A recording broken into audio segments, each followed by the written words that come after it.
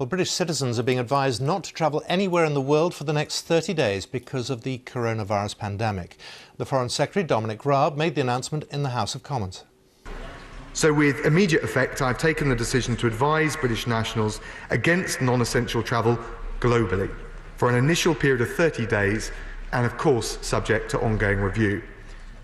Now, Mr. Speaker, I should emphasise this decision has been taken based on the domestic measures introduced here in the UK, alongside the changes to border and a range of other restrictions which are now being taken by countries right around the world. Following today's change in travel advice, British nationals who decide that they still need to travel abroad should do so fully aware of the increased risks of doing so.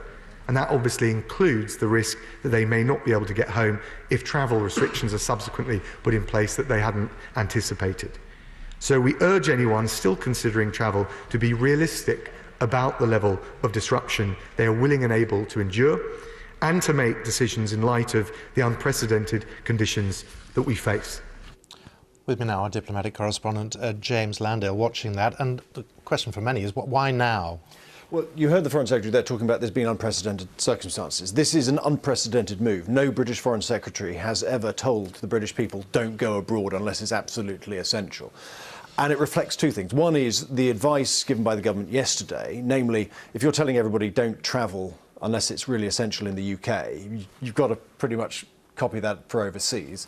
But secondly, and perhaps more importantly, they do not want more and more Brits to be travelling overseas and getting into difficulties, because it's a pretty chaotic world out there at the moment. Countries are throwing up a lot of border restrictions, travel restrictions, willy-nilly, a lot of the time without giving other countries any kind of notice. And there is an increasing risk, in the government's view, that there will be vulnerable Brits trapped abroad, unable to get back.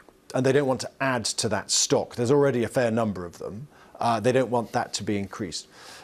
So that's really why they're doing that. I think there are some exceptions, of course. The exceptions are primarily for freight and for business goods that simply have to come into the country. And for the moment, that advice will last for 30 days, but it's going to be kept under constant review, so it will probably change. So an unprecedented announcement, but is it a problematic announcement? Well, it's difficult because it doesn't really solve the British nationals who are overseas problem. When the Foreign Secretary was giving his statement to Parliament, MP after MP was standing up saying, look, what about my constituent who is trapped in country X? There are no flights home, their insurance is about to run out, their hotel is about to kick them out, they haven't got any money, the insurance company is saying, we'll only pay you when you get back. How does that solve that? And frankly, all the Foreign Secretary could really say was, look, the UK government is not saying to these people, you must return immediately, but they're saying, look, there is a window here where some flights may be available, where some countries may take some of those restrictions, open them up so that some Brits can get home. But the Foreign Secretary was very clear. Repatriation flights are costly, they are complicated, and he said they're becoming harder to achieve. So I think they are hoping for some Brits to, if there's a chance for them to get home, they should move now. Is there a sense that the government, all government departments are now singing from the same hymn sheet, if you like?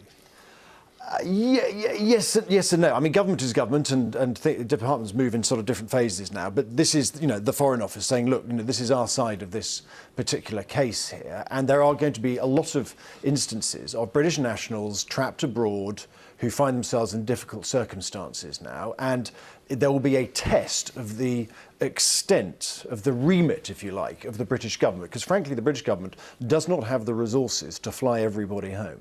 OK. James, thank you very much. James Landale, our diplomatic correspondent.